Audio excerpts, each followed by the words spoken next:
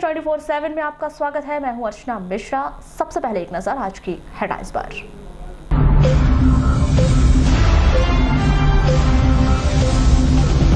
डॉक्टरों ने की बालाघाट आने से तौबा। नवनियुक्त 16 डॉक्टरों में से 14 ने नहीं किया पदभार ग्रहण।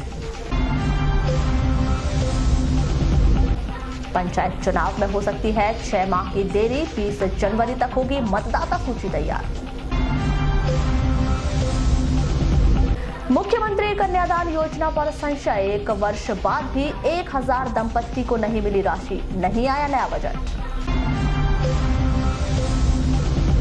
मनरेगा में अटका 35 लाख मजदूरी का भुगतान। मजदूरों ने की काम से तौबा। बजट का अभाव। 2500 नगर सैनिकों को नहीं मिला अक्टूबर माह का वेतन। भूमि पूजन पर शुरू हुई राजनीति। आर्थिक संकट में नगरपालिका कैसे होंगे निर्माण कार्य। भाजपा मंडल अध्यक्ष चुनाव प्रक्रिया शुरू। आपसी सहमति से तय हो रहे नाम। सराटी नदी में 5 वर्षीय बालक की डूबने से मौत। लालबर्रा के खिर्री की घटना। रामपायली मेले में हुए विविध कार्यक्रम। कवि सम्मेलन सुनने उमड़ा जन सैलाब। और जिले भर में याद किए गए जननायक बिरसा मुंडा। मनाई गई 145वीं जयंती। और अब खबरें विस्तार से। बालाघाट आने से एक बार फिर चिकित्सकों ने तौबा कर ली है। इसकी वजह चाहे मध्य प्रदेश का अंतिम छोर हो या पिछड़ापन हो या फिर नक्सलवाद। लोक स्वास्थ्य विभाग भोपाल के द्वारा जिले के लिए 16 डॉक्टरों की नियुक्ति की गई, जिसमें महज 2 डॉक्टरों ने ही पदभार संभाला। बाकी 14 ने लगभग तौबा कर ली है। स्वास्थ्य विभाग से मिली जानकारी के अनुसार मध्य प्रदेश शासन लोक स्वास्थ्य विभाग भोपाल के द्वारा जिले के अलग अलग अस्पतालों में स्वास्थ्य केंद्रों में इन डॉक्टरों की पदस्थापना की गई है, जिसमें डॉक्टर अर्चना पटेल जिला चिकित्सालय और डॉक्टर ऋतिक पटेल वारासिवनी सिविल अस्पताल ने अपना पदभार संभाल लिया है। इन 14 चिकित्सकों को इस प्रकार से अलग अलग स्थानों पर पदस्थ किया गया था।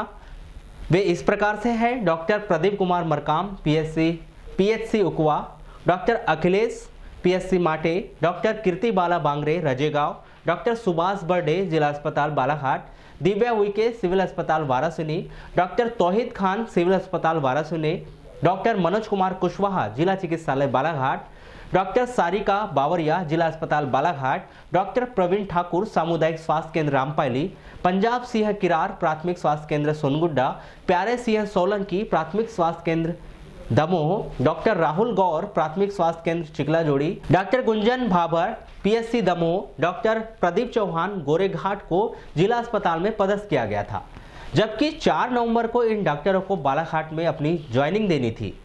आपको बता दें कि इतनी बड़ी मात्रा में डॉक्टरों की पदस्थापना हो जाने से निश्चित ही जिले के अलग अलग क्षेत्रों में लोगों को बड़ी मात्रा में स्वास्थ्य सुविधाओं का लाभ मिलता। जानकारी के अनुसार जिन डॉक्टरों की पदस्थापना बालाघाट जिले में की गई है, वे पहले से ही किसी अन्य स्थान पर पदस्थ है जो बालाघाट नहीं आना चाहते। अब देखना यह है कि प्रदेश शासन की इस पहल के बाद भी जिले की बिगड़ेल स्वास्थ्य व्यवस्था कब तक सुधर पाती है। जबकि परसवाड़ा सहित अन्य स्थानों पर डॉक्टरों की पदस्थापना के लिए स्थानीय जनों और जनप्रतिनिधि के द्वारा आंदोलन तक किए जा चुके हैं। शासन के द्वारा करोड़ों रुपए खर्च कर भवन और सुविधाएं उपलब्ध हो चुकी है, लेकिन डॉक्टर नहीं होने से यह सब कुछ शोपीस बनकर रह गया है। बालाघाट से पद्मेश न्यूज के लिए मानक चंद नागेश्वर की रिपोर्ट। नगरपालिका परिषद द्वारा बीते 1 वर्षों में 2 दर्जन से अधिक भूमि पूजन करवाए गए, लेकिन उनके निर्माण कार्य शुरू नहीं हो सके। इस मामले पर अब राजनीति शुरू हो चुकी है। पद्मेश न्यूज से चर्चा के दौरान नगरपालिका परिषद के अध्यक्ष अनिल धोवारे ने बताया कि जब से नई सरकार बनी है, नगरपालिका को मिलने वाली मदद बंद हो चुकी है। जैसे तैसे वसूली के माध्यम से कर्मचारियों की तनख्वाह बांटी जा रही है। पंजीयन शुल्क लगभग 5 करोड़ रुपया और चुंगी शुल्क में भी 40% कटौती का आरोप श्री धोवारे द्वारा लगाया जा रहा है। जब से सरकार चेंज हुई, जब से नगरपालिका परिषद बालाघाट की थोड़ी सी आर्थिक स्थिति डामाडोल हो गई, हम वसूली कर करके हम अभी तक लोगों के नगरपालिका के कर्मचारियों को इनको तनख्वाह दे रहे हैं। हमारी जो चूँकि क्षतिपूर्ति की राशि है, विशेष निधि की राशि है और पंजीयन शुल्क है, ये भी हमारा पंजीयन शुल्क और विशेष निधि तो हमको अभी तक मिली नहीं। 3-3 साल की पंजीयन शुल्क रुकी हुई है। शासन ने ये हमारे 4-5 करोड़ रुपए ये रोक के रखे हैं। और दूसरी बात, जो चुंगी क्षतिपूर्ति हमको 1 करोड़ आती थी वो भी 40% और 60% कट के मिल रही है। तो हमको लाइट का बिल पटाने पे, डीजल पेट्रोल और लोगों का पेमेंट, कर्मचारियों को पेमेंट देने की दिक्कत हो रही है। जैसे तैसे हम यहाँ पेमेंट को कंटिन्यू बना के रख रहे हैं अपने सब संसाधनों की कटौती करते हुए। तो अभी वैसे जिस हिसाब से नगरीय निकाय में आज जबलपुर से इनकी बैठकों में अधिकारियों को स्पष्ट निर्देश दे दिया गया है कि कोई निर्माण कार्य चालू नहीं होंगे और कोई टेंडर नहीं लगाएंगे। तो इससे क्या है, निर्माण कार्य की गति एकदम खत्म हो गई है। शासन ने निर्माण कार्य पे लगभग रोक लगा के रखी। तो मैं चाहता हूँ कि सब चीज़ें खुले, निर्माण कार्य को होते रहना चाहिए ना। रोड, नाली, सड़क का और छोटी छोटी समस्या का निर्धारण करने के लिए नगरीय निकाय, अगर नगरीय निकाय ये सब उनके अधिकार को ही सीमित कर दिया जाएगा तो फिर काम कैसे होंगे। इस कारण अभी यहाँ पे काम रुके हुए, कई भूमि पूजन रुके हुए और ठेकेदारों को पेमेंट नहीं हो पा रहा है। तो इस कारण काम भी नहीं हो पा रहे। आपको बता दें कि बीते 1 वर्ष के भीतर शहर में हुए भूमि पूजन को लेकर शनिवार को समीक्षा बैठक आहूत की गई, जिसमें इस बात की जानकारी ली जाएगी कि शहर के वार्डों में किस निर्माण कार्य के लिए भूमि पूजन किए गए हैं। देखिए, पूरे अधिकारियों की बैठक इस कारण ले रहे हैं कि कौन से काम चालू है और कौन से काम को हमको तत्काल कराना है। जो विशेष रूप से अभी कराना है उसको हम तत्काल चालू करवाएंगे। और कई छोटे छोटे काम हैं जो छोटे छोटे जो बिना पैसे के हो सकते हैं, वो काम को भी, और साफ सफाई की व्यवस्था को ये सब दुरुस्त करने के लिए कल अधिकारी कर्मचारियों की बैठक। 8 नवंबर को देव उठने 11 के साथ ही हिंदू रीति रिवाज के अनुसार शुभ और मांगलिक कार्यों की शुरुआत हो जाती है। लेकिन इस वर्ष मुख्यमंत्री कन्यादान योजना के माध्यम से विवाह रचाने की योजना बना रहे नवयुगल जोड़ों को बड़ा झटका लग सकता है। इसके पीछे बड़ी वजह बीते वर्ष कन्यादान योजना में विवाह रचाने वाले 1032 नव दंपतियों को योजना में मिलने वाली राशि व उपहार की सामग्री का भुगतान 1 वर्ष बाद भी नहीं हो पाया है। प्रति जोड़ा 51,000 के हिसाब से यह राशि 5,02,63,200 रुपए आज तक हितग्राहियों को नहीं मिले। वर्ष 2018-19 में जिले के 10 जनपद और बालाघाट नगर पालिका के माध्यम से अलग अलग कार्यक्रमों में कुल 4,532 जोड़े विवाह सूत्र में बंधे थे। लंबे इंतजार के बाद 2 महीने पहले 3,509 दंपतियों को राशि का भुगतान किया गया। इन सबको देखते हुए इस बीच 9 दंपतियों के द्वारा जनपद पंचायत और नगर पालिका के दर्जनों बार चक्कर लगाए जा चुके हैं। ऐसे में विवाह करवाने वाले अधिकारी कर्मचारी भी बेहद परेशान हैं। इन सबको देखते हुए वर्तमान वर्ष में मुख्यमंत्री कन्यादान विवाह योजना पूरी तरह से संशय में दिखाई देती है, क्योंकि हितग्राही भी इस योजना में रुचि नहीं दिखाएंगे और ना ही अधिकारी और कर्मचारी। आंकड़ों पर गौर किया जाए तो भुगतान नहीं होने की सूची में सबसे बुरे हाल कटंगी और बैहर जनपद पंचायत के हैं। कटंगी के कोडबी और टेकाड़ी में कुल 769 विवाह संपन्न करवाए गए थे, जिसमें अब तक 668 को राशि का भुगतान ही नहीं हुआ है। इस तरह की कुछ हालत बैहर जनपद पंचायत के भी है, जहां पर सिमरिया, बीरवा और मोहभट्टा ग्राम पंचायतों में 3 अलग अलग स्थानों पर मुख्यमंत्री कन्यादान योजना का कार्यक्रम करवाया गया। कुल 543 जोड़े विवाह सूत्र में बंधे, जिसमें से अब तक 435 को ही राशि का भुगतान नहीं हुआ है। इस पूरे प्रकरण पर सामाजिक न्याय विभाग के मुख्यमंत्री कन्यादान योजना के प्रभारी यही कहते हैं कि यह तो वरिष्ठ स्तर का मामला है, जैसे जैसे राशि आ रही है वैसे वैसे भुगतान करवाए जा रहे हैं। लक्ष्य तो नहीं आता इस योजना में। सामूहिक विवाह में जितने भी जोड़े आते हैं उनको भुगतान हो जाता है, लेकिन अभी शासन के द्वारा आवंटन के अभाव में 1032 जोड़ों का भुगतान अभी शेष है। पिछले साल के अभी मई लास्ट ये सबके मिला के शासन का बंटन जैसे एक जोड़े पर 51,000 रुपये है एक कन्या, जिसमें 3,000 रुपये प्रायोजित की राशि और 48,000 रुपये कन्या के खाते में। शासन से तो बंटन की मांग कर रहे हैं, बंटन आ जाए तो सभी का पेमेंट हो जाए। उन्हें 3,500 हितग्राहियों का भुगतान हो चुका है। इसमें 1,032 जोड़े ये वधु हैं, उनका पेमेंट होना बाकी है। कर्ज के बोझ तले दबी मध्य प्रदेश सरकार के पीछे अपनी योजनाओं को सुचारू रूप से संचालित करने की जिम्मेदारी के साथ ही पिछली योजनाओं में पिछला भुगतान करना भी किसी सरदर्द से कम नहीं है। देखना अब यह है कि इस बार मुख्यमंत्री कन्यादान योजना का संचालन किस तरह से होता है। बालाघाट से पद्मेश न्यूज के लिए कमल कोडले की रिपोर्ट। त्रिस्तरीय पंचायत चुनाव में लगभग 6 महीने की देरी होना लगभग तय माना जा रहा है। इसके पीछे बड़ी वजह पंचायतों के परिसीमन के आधार पर मतदाता सूची तैयार करना और उसके बाद आरक्षण की प्रक्रिया को बताया जा रहा है। स्थानीय निर्वाचन शाखा से मिली जानकारी के अनुसार वर्तमान समय में मतदाता सूची तैयार करने का काम प्रगति पर है, जिसकी अंतिम तारीख 20 जनवरी तक रखी गई है। इसके पश्चात ही इस मतदाता सूची के आधार पर आरक्षण की प्रक्रिया शुरू की जाएगी। आपको यह बता दें कि जिले के 3 जनपद पंचायत बैयर, बिरसा और परसवाड़ा को पूरी तरह से अनुसूचित जाति जनजाति के लिए आरक्षित किया गया है। वहीं अन्य 7 जनपद पंचायत में जनसंख्या और अन्य आधारों के अनुसार आरक्षण की प्रक्रिया पूरी करवाई जाएगी। इस दौरान सभी 10 जनपद पंचायत में 50% महिलाओं की सीट रिजर्व होगी। जिले के भीतर 33 नई पंचायतें गठित हुई है। इस संख्या के बाद अब जिले में 722 पंचायतें हो चुकी है। जानकारी के अनुसार 5 से 6 महीना चुनाव बढ़ने के कारण ग्राम पंचायतों में विकास कार्य, रोजगार मुखी योजनाओं के संचालन में परेशानियों का सामना करना पड़ सकता है। हालांकि इसके लिए शासन ने कोई न कोई विकल्प व्यवस्था करने की तैयारी कर रहा है। शहीद बिरसा मुंडा की 145वीं जयंती के अवसर पर जिला मुख्यालय स्थित रानी दुर्गावती सामुदायिक भवन में बिरसा मुंडा जयंती का आयोजन किया गया। इस अवसर पर आदिवासी परिषद के जिला अध्यक्ष भुवन सिंह कुर्राम सहित समाज के अन्य सदस्य उपस्थित रहे, जिन्होंने बिरसा मुंडा के द्वारा किए गए कार्य और उनके बताए हुए मार्ग पर चलने का संकल्प लिया। भारतीय जनता पार्टी संगठन चुनाव की प्रक्रिया के तीसरे दौर में मंडल अध्यक्ष निर्वाचन प्रक्रिया शुरू हो चुकी है। पार्टी द्वारा अलग अलग पदाधिकारियों को मंडलों के निर्वाचन की जिम्मेदारियां सौंपी गई हैं। पार्टी सूत्रों से मिल रही जानकारी के अनुसार आपसी सहमति से मंडल अध्यक्ष चुने जा रहे हैं, जिसकी बहुत जल्द घोषणा कर दी जाएगी, जिसके बाद अंतिम दौर में पार्टी जिलाध्यक्ष निर्वाचन प्रक्रिया शुरू की जाएगी। भारतीय जनता पार्टी में संगठन महापर्व बनाया गया था, जिसके अंतर्गत कार्यकर्ताओं ने सदस्यता अभियान चलाया था और अब भारतीय जनता पार्टी उन कार्यकर्ताओं में से मंडल अध्यक्ष का चुनाव कर रही है, ताकि आगे चलकर जिला अध्यक्ष और फिर प्रदेश अध्यक्ष का चुनाव हो सके। सर, किस तरीके के चुनाव हो रहे हैं आज? जैसे मंडल चुनाव प्रक्रिया पूर्णतः निष्पक्ष है, पारदर्शी है। हमने जो सक्रिय सदस्य बनाए थे और जो बूथ अध्यक्ष बने, उनसे राय शुमारी करके 3 नामों का पैनल जिले में जाएगा और वहाँ से घोषणा होगी। क्या मतदान की प्रक्रिया तो नहीं हो रही यहाँ पर? रायशुमारी की जा रही है। रायशुमारी की जा रही है। वर्तमान वर्ष में शहर में हुए भीषण जल संकट को देखते हुए नगर पालिका परिषद द्वारा शहर के गर्रा स्थित छोटे पुल स्टॉप डैम बनाने की तैयारियां शुरू कर दी गई हैं।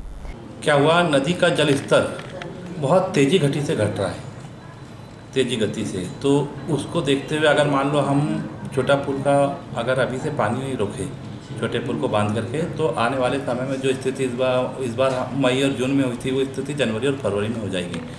तो इस दृष्टि को देखते हुए लोगों को पानी समय पे मिल जाए, पेयजल समस्या ना बने, इसको देखते हुए हमने 8 तारीख को काउंसिल की बैठक रखे थे और आज हमने जल विभाग वालों को बुला करके बैठक रखे कि उस बांध को तत्काल स्टॉप डैम को बांधे और पानी को रोके। इसलिए मैंने निर्देश किया हूँ कि आज से ही पानी को रोक दिया जाए, क्योंकि अभी रोकना चालू करेंगे तो 8-10 दिन लगभग बांधने में लग ही जाएगा। तो ये रुक जाएगा तो पानी बना हुआ रहेगा, एक लेवल बना रहेगा। क्योंकि आज जिस स्थिति में 6-7 फिल्टर प्लांट चल रहे इस नदी में, उस स्थिति में इस नदी में पानी नहीं है, तो हमको रोकना पड़ेगा। और जो माइल वाले रेत निकाल रहे हैं और उधर से भटरा सब से रेत निकाल रही है, तो इससे क्या होता है, पानी की समस्या बनी रहती है। अभी सेंट अच्छे रेत अच्छी आ गई है तो पानी का लेवल बना रहेगा। ये दृष्टि को देखते हुए आज हमने बैठक लिए थे और उसमें कहा है कि तत्काल रोको, पानी की समस्या बालाघाट में न आए, इस दृष्टि से हम लोग काम कर रहे हैं। नगर पालिका परिषद के उपयंत्री SK राहंगडाले ने बताया कि जल संकट से निपटने के लिए ब्रिटिश कालीन छोटे पुल पर 3 फुट का स्टॉप डैम निर्माण किया जा रहा है, जो 2-3 दिन में पूर्ण हो जाएगा। वर्तमान समय में इसे मिट्टी और रेत से बांधा जा रहा है।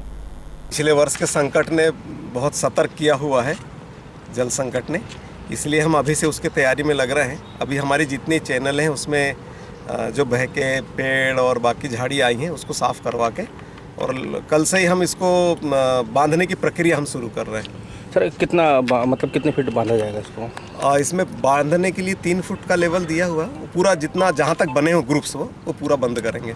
नहीं, जैसे चल रही थी कि कहा भी गया था कि पूरा इसको बांधा जाएगा। हाँ, पूरा बांधेंगे। पूरा मतलब वो जो नीचे पिलर्स बने हुए हैं जहाँ पे सेंटरिंग को फंसाने के लिए लाइनिंग बनी हुई है, वहाँ तक उसको पूरा कंप्लीट करेंगे। कितने पिलर बांधे जाएंगे? पूरे यानी कितने हैं? 23 है। ये पिलरों को बांधना है। सर, ये देखा जा रहा है कि अभी दिन ब दिन पानी कम होते जा रहा है। नहीं, हम तो प्रतिदिन आके देख रहे हैं, पानी की गति कम नहीं, अभी वहाँ पे इतना प्रेशर है। हम तो उतर के भी देखे थे आज सवेरे कि वहाँ पे खड़े रहने की स्थिति नहीं, इतना फ्लो है। पर तो भी हम तैयारी कर रहे हैं। प्रतिवर्ष हम लगभग फरवरी के अंत में हम इसको बांधने की प्रक्रिया करते हैं, पर इस साल हम दिसंबर से शुरू कर देंगे। महात्मा गांधी रोजगार गारंटी योजना में एक बार फिर मजदूरों का भुगतान नहीं होने की परेशानी सामने आ रही है, जिससे मजदूरों का मोह भी इस योजना से कम होता जा रहा है। आपको बता दें कि सितंबर माह से मजदूरी का भुगतान नहीं हुआ, जिसका आंकड़ा धीरे धीरे 35 लाख के करीब पहुंच गया। दीपावली के दौरान भुगतान नहीं होने से मजदूरों का इस योजना से मोह भंग हो गया और लगातार काम खोले जाने के बाद भी उनके द्वारा काम पर नहीं आने की बात करते हुए योजना से तौबा की जा रही है।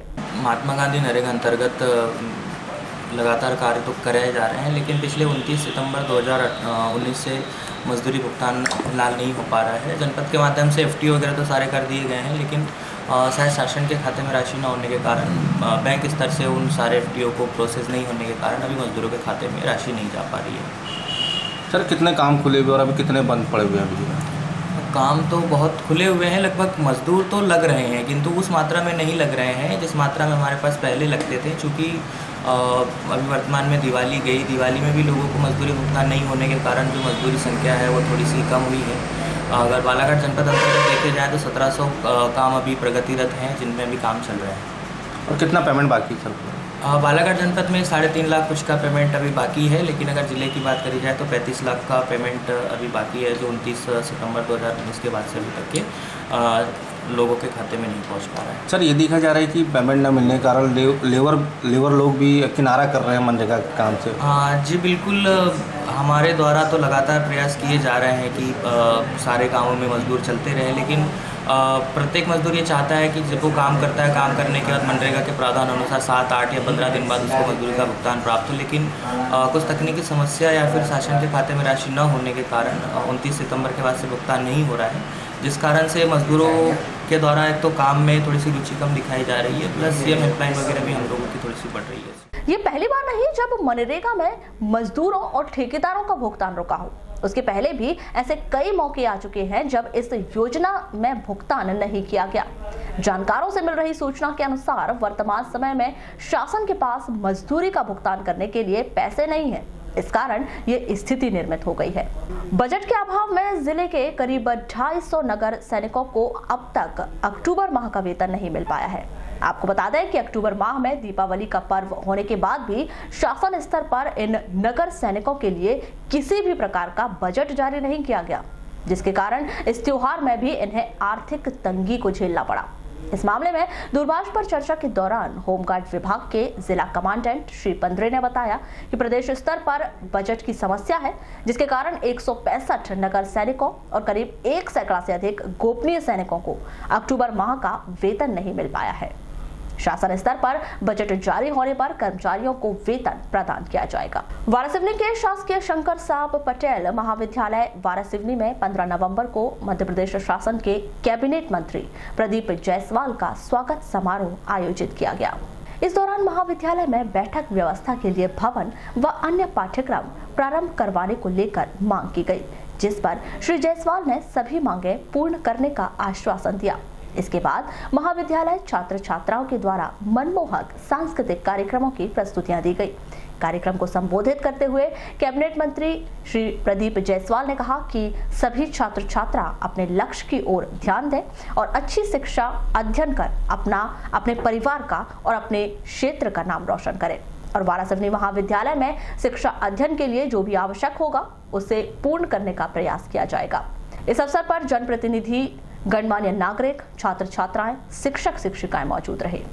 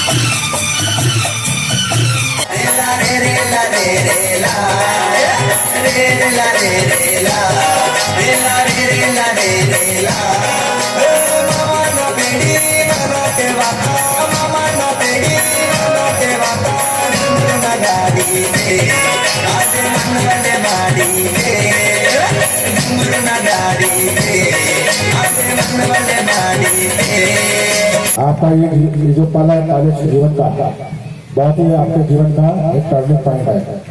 एक ऐसे जगह पर खड़े हैं आप लोग जहाँ से आपको तय करना है कि हमको किस दिशा में चलना है।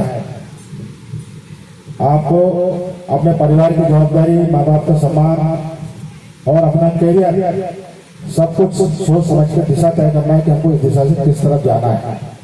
और जब दिशा तय कर लेते हैं तो उस दिशा में चलना भी इतना आसान नहीं होता है।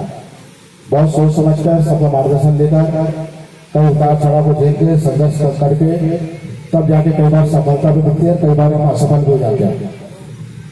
तो इस टर्निंग पॉइंट पर बचा हुआ कि आपसे खिलाड़ी भावना से चले।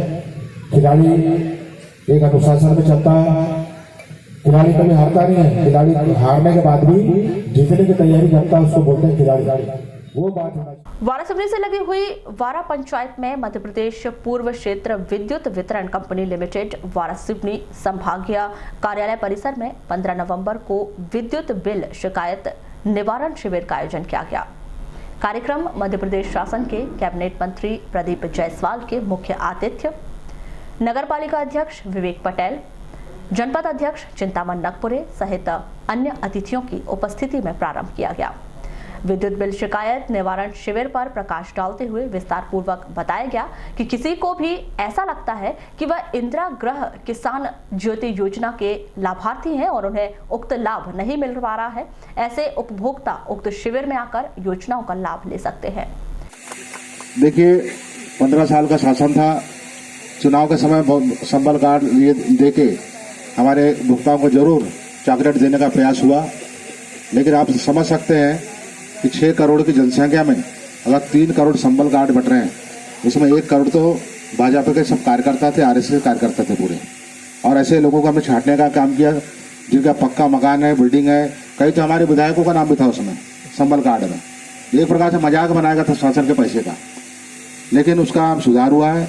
और हमने ये प्रयास किया है कि कुछ जाति वर्ग देख के न देखते हुए हम आर्थिक रूप से जो कमजोर लोग हैं, गरीब लोग हैं, उनको लाभ मिले। इसलिए माननीय कमलनाथ जी ने ये घोषणा की है। अब वो घोषणा का पालन प्रारंभ हो चुका है कि जो भी व्यक्ति हो, चाहे वो किसी भी पद पर हो, छोटा हो बड़ा हो, सिर्फ इनकम टैक्स जो दे रहा है उसको छोड़ के, कोई जाति का भेद नहीं, वर्ग भेद नहीं है। जो 100 यूनिट तक बिजली जलाएगा उसको 100 रुपये का बिल आएगा। और उसके ऊपर क्रॉस हो गया 150 यूनिट तक भी हो गया थी, तो 150 यूनिट भी जलाता है तो भी आपको फिक्स जो उसका बिल है वही आएगा। लालबर्रा नगर मुख्यालय से लगभग 7 किलोमीटर दूर स्थित ग्राम पंचायत खिर्री में 15 नवंबर को शाम 5 बजे नदी में डूबने से 5 वर्षीय बालक सुमित पिता कैलाश सहारे की मौत हो गई। प्राप्त जानकारी के अनुसार सुमित अपने बड़े भाई अमित सहारे के साथ उनके मकान से लगभग 500 मीटर दूर से गुजरी नदी की ओर खेलते हुए चले गए थे, जहां नदी के पानी में डूबने से उसकी मौत हो गई। परिजनों व ग्रामीणों द्वारा घटना की सूचना पुलिस को दी गई है। लालबर्रा रबी सीजन 2019-20 में कृषकों को बीज उपलब्ध करवाने के लिए शासन के माध्यम से सेवा सहकारी उचित मूल्य की दुकानों में गेहूं बीज का भंडारण किया गया है, जिसके तहत जिला सहकारी केंद्रीय बैंक मर्यादित बालाघाट शाखा लालबर्रा के अंतर्गत आने वाली 9 समितियों में 80 क्विंटल गेहूं बीज का भंडारण कर कृषकों को बीज प्रदान किया जा रहा है। पद्मेश चर्चा में जिला सहकारी केंद्रीय बैंक मर्यादित बालाघाट शाखा लालबर्रा प्रबंधक गिरीश गुप्ता ने बताया कि रबी सीजन में किसानों को बीज उपलब्ध करवाने के लिए लालबर्रा ब्रांच के अंतर्गत आने वाली 9 समितियों में 80 क्विंटल गेहूं बीज का भंडारण किया जा चुका है, जिसे 1480 रुपए प्रति बोरी के हिसाब से कृषकों को प्रदान किया जा रहा है। सिर्फ मोहगांव समिति में 7.50 क्विंटल चना बीज उपलब्ध करवाया गया है। रबी सीजन में हमारी लालवाड़ा शाखा के अंतर्गत 9 समितियां हैं। 9 समितियों में कुल 80 कुंटल गेहूँ भंडारण किया गया है और जिसका 1480 रुपये प्रति बोरी के हिसाब से इसका वितरण किया जाएगा। सभी अपने कृषक बंधुओं से निवेदन है कि अपनी संबंधित समितियों से, निकटतम संबंधित समितियों से जल्द बीज का और सर चना बीज को लेकर सर क्या व्यवस्था है? चना सिर्फ मोहगांव समिति में 7.5 कुंटल प्राप्त हुआ है। हर साल की तरह इस साल भी ईद मिलादुन नबी के मुबारक मौके पर Muslim education and cultural society Balaghat की जानिब से इज्जतमाई शादी का इंतजाम किया गया है। रविवार को अंजुमन शादी हॉल में आयोजित इस इज्जतमाई शादी में सोसाइटी की जानिब से 21 नवयुवक युवती जोड़ों का निकाह इस्लामी रस्म रिवाज के तहत किया जाएगा। साथ ही निकाह कबूल करने वाले तमाम मुस्लिम जोड़ों को सोसाइटी की जानिब से उपहार स्वरूप घर गृहस्थी की सामग्रियों का वितरण किया जाएगा। आयोजित इस कार्यक्रम की शुरुआत बारात रवानगी के साथ की जाएगी। यह जानकारी शुक्रवार को वार्ड नंबर 9 में आयोजित Muslim educational and cultural society Balaghat द्वारा आयोजित एक बैठक में दी गई। किया गया था। बैठक का आयोजन ये किया कि 10 साल हमारे प्रोग्राम को हुए हैं। पिछले 10 सालों में लगभग 200 जोड़ों की शादी करवाई जा चुकी है। इस साल 21 जोड़े 17 नवंबर 2019 को इतवार के दिन बाद नमाज असर शादी हाल में होंगे। पिछले 10 सालों से ये प्रोग्राम काफ़ी कामयाबी से चल रहा है और पूरा ये हमारी आवाम के सहयोग से चलता है, जिसमें किसी तरह की सरकारी मदद नहीं दी जाती है। तो ये क्या ईद मिलादुन नबी के मौके? ईद मिलादुन नबी के हमेशा ईद मिलादुन नबी के मौके पर ही होता है। मगर अब मौसम को देखते हुए हो सकता है अगले साल से हम लोग को प्रोग्राम में तब्दीलियाँ लाएं। महाविद्यालयों में अध्ययनरत छात्राओं के ड्राइविंग लाइसेंस निःशुल्क बनाए जाएंगे। ड्राइविंग लाइसेंस तैयार कर वितरण के लिए आगामी 19 नवंबर को जिला परिवहन कार्यालय में शिविर का आयोजन किया जा रहा है। जिला परिवहन अधिकारी RS चिकवा ने बताया कि जिले के महाविद्यालयों में अध्ययनरत छात्राएं जो 18 वर्ष की आयु पूरी कर चुकी हैं, उनके ड्राइविंग लाइसेंस निःशुल्क बनाए जाएंगे। इसके लिए सभी छात्राओं को परिवहन विभाग की वेबसाइट पर जाकर उन्हें ऑनलाइन आवेदन करना होगा। ऑनलाइन आवेदन कर 16 से 18 नवंबर तक अपॉइंटमेंट लेना होगा।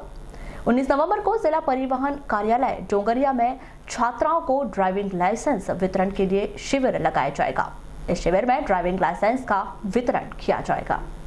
किरनापुर में भी आदिवासी मूल निवासी जननायक बिरसा मुंडा की 144वीं जयंती कार्यक्रम मध्य प्रदेश आदिवासी विकास परिषद द्वारा गरिमामय वातावरण में मनाया गया।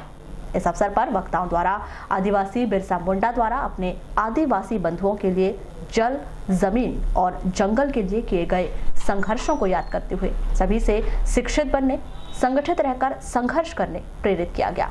साथ ही अपने हक एवं अधिकारों के लिए आगे आकर सभी आदिवासी साथियों से एकजुट होकर संघर्ष का आह्वान किया गया। इस दौरान समाज के नन्हे मुन्ने बच्चों द्वारा आदिवासी नृत्य की मनमोहक रंगारंग प्रस्तुतियां दी गई।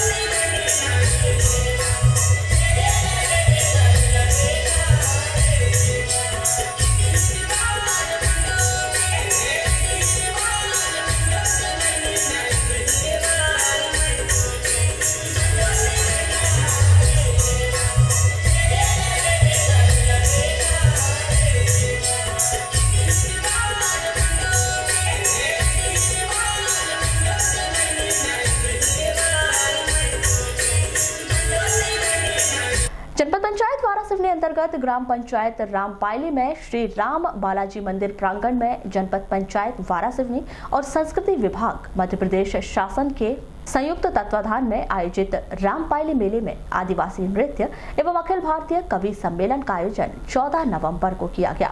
यह कार्यक्रम मध्य प्रदेश शासन के कैबिनेट मंत्री प्रदीप जायसवाल, जनपद पंचायत अध्यक्ष चिंतामन नगपुरे सहित अन्य जनप्रतिनिधि एवं अधिकारियों की उपस्थिति में प्रारंभ किया गया। जिसमें मायाराम धुर्वे ग्रुप डिंडोरी द्वारा मध्य प्रदेश के लोकप्रिय आदिवासी जनजातीय कर्मा एवं सैला नृत्य की मनमोहक प्रस्तुतियां दी गई। जिसके बाद अखिल भारतीय कवि सम्मेलन का आयोजन किया गया, जिसमें भारत के सुप्रसिद्ध कवि अशोक सुंदरानी, अशोक भाटी, किरण जोशी, मनोज मद्रासी, पूनम वर्मा, अनामिका अंबर ने अपने हास्य व्यंग एवं श्रृंगार रस की कविताओं की प्रस्तुति देकर श्रोताओं को अपनी कविताओं से लोटपोट और ओतप्रोत किया। साथ ही मैं हमारे जनपद पंचायत के सीईओ श्री गोस्वामी जी से मैं अनुरोध करता हूं कि मेरा निवेदन है कि पूरे ग्राम की ओर से समाहित प्रेम हो जाए, कहां फिर पैर उठते हैं, जहां हो रास्ते तेरे वहीं पर पैर उठते हैं, जहां हो रास्ते तेरे वहीं पर पैर उठते हैं। ये सच्चाई की ताकत है, हो गहराई भले कितनी, लिखा हो राम का जो नाम पत्थर तैर उठते हैं, लिखा हो राम का जो नाम पत्थर तैर उठते हैं। श्री राम के नाम से शुरू करती हूँ, माँ शारदे का आवाहन करती हूँ। कोई भी कार्यक्रम प्रारंभ हो उससे पहले हम सभी अपने इष्ट की आराधना करते हैं। माँ शारदे का आवाहन करूँ, उनकी स्थापना करूँ, उनकी पूजा अर्चना वंदना करूँ। मुझ पर तरह तरह की बातें कर रहे थे, हम लोगों की सुंदरता से बहुत ईर्ष्या हो रही थी उन्हें, तब मैं उन्हीं से अपनी बात शुरुआत करना चाहती हूँ। एक बार हमें बता रहे थे कि मैं जब तक घर नहीं जाता हूँ मेरी पत्नी खाना नहीं खाती है। मैंने कहा कि आप बहुत सौभाग्यशाली व्यक्ति हैं, ऐसी स्त्री आजकल कहाँ मिलती हैं। बोले ऐसी बात नहीं है, घर जाता हूँ बनाता हूँ तो खाती है। तो बार जोरदार तालियां बजाइएगा। और मैं 4 पंक्तियों में अपने विचार उन तक पहुँचाने की कोशिश कर रही हूँ कि सच ये कहूँ कि तुम मुझे उस दिन ही भाग गए, सच ये कहूँ कि तुम मुझे, आप लोग बहुत मन से सुन रहे हैं, सुनिएगा कि सच ये कहूँ कि तुम मुझे उस दिन ही भाग गए, मेरे उदास दिल में उसी दिन समा गए, मेरे उदास दिल में उसी दिन समा गए। और जिस दिन गली में देख के बच्चे उछल पड़े, जिस दिन गली में देख के बच्चे, और चौथी पंक्ति पर तालियां मनोज मद्रासी जी के लिए बजाइएगा कि जिस दिन गली में देख के बच्चे उछल पड़े, कहने लगे कि मम्मी जी मामा जी आ गए।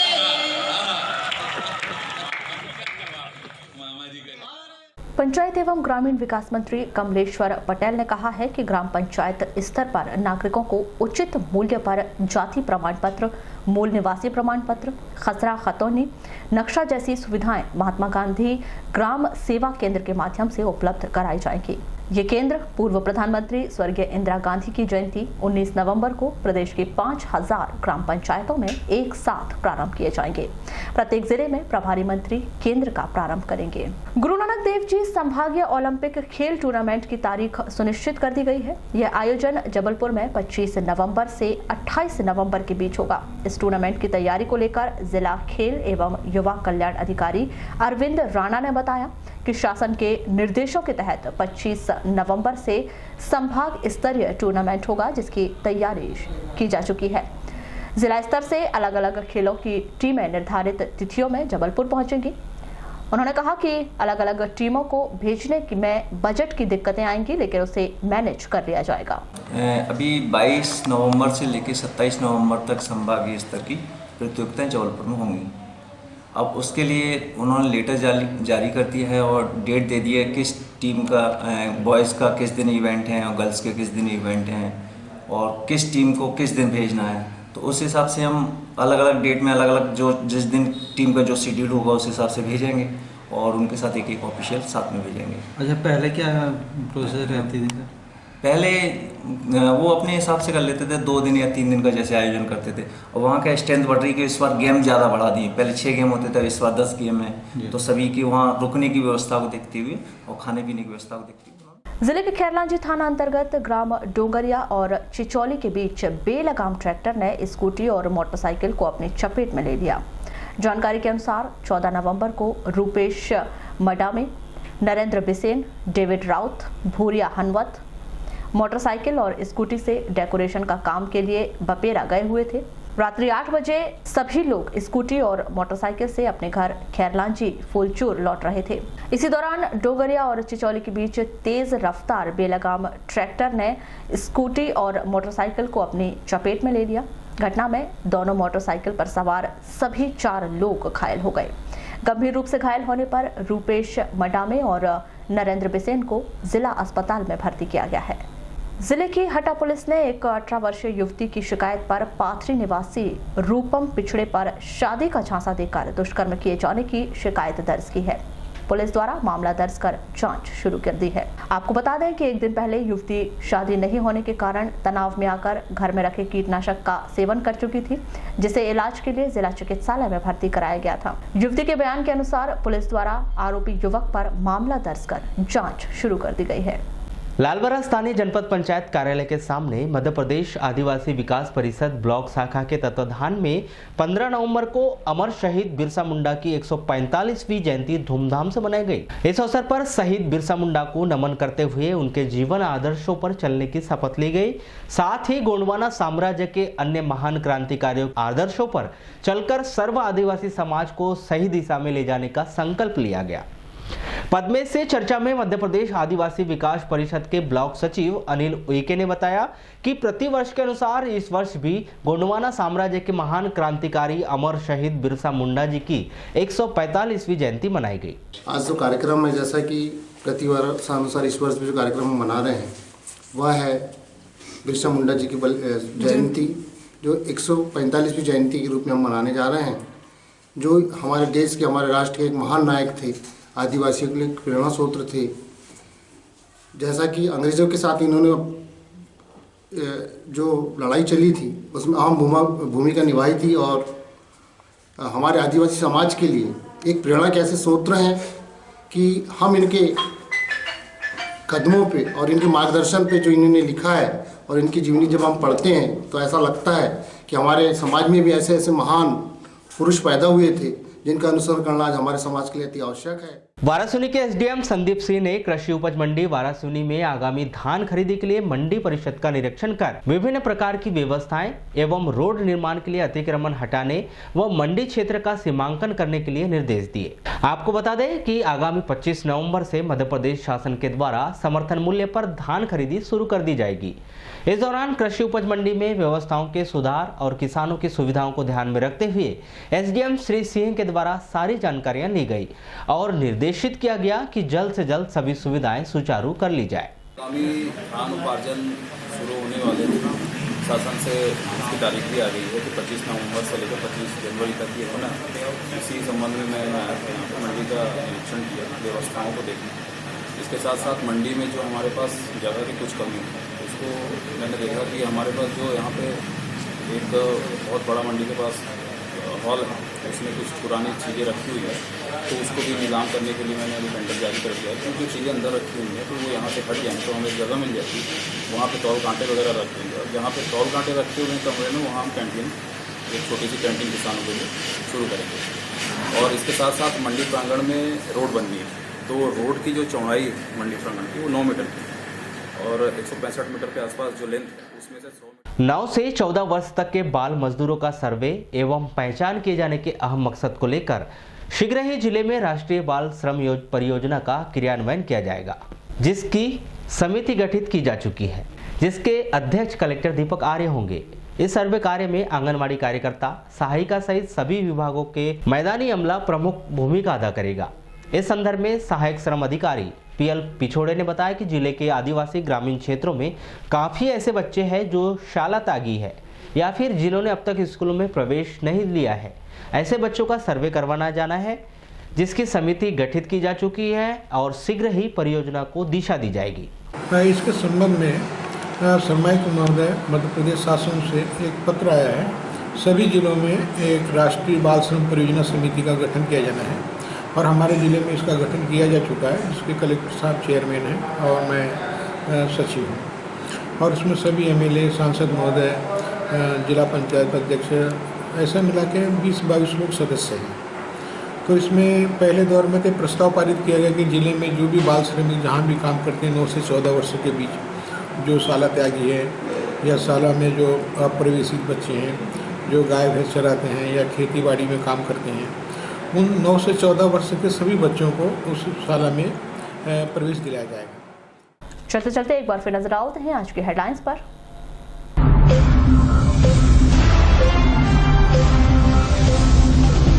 डॉक्टरों ने की बालाघाट आने से तौबा। नवनियुक्त 16 डॉक्टरों में से 14 ने नहीं किया पदभार ग्रहण। पंचायत चुनाव में हो सकती है 6 माह की देरी। 20 जनवरी तक होगी मतदाता सूची तैयार। मुख्यमंत्री कन्यादान योजना पर संशय। 1 वर्ष बाद भी 1000 दंपत्ति को नहीं मिली राशि। नहीं आया नया बजट। मनरेगा में अटका 35 लाख मजदूरी का भुगतान। मजदूरों ने की काम से तौबा।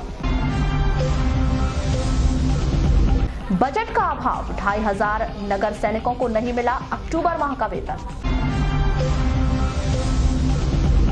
भूमि पूजन पर शुरू हुई राजनीति। आर्थिक संकट में नगरपालिका कैसे होंगे निर्माण कार्य।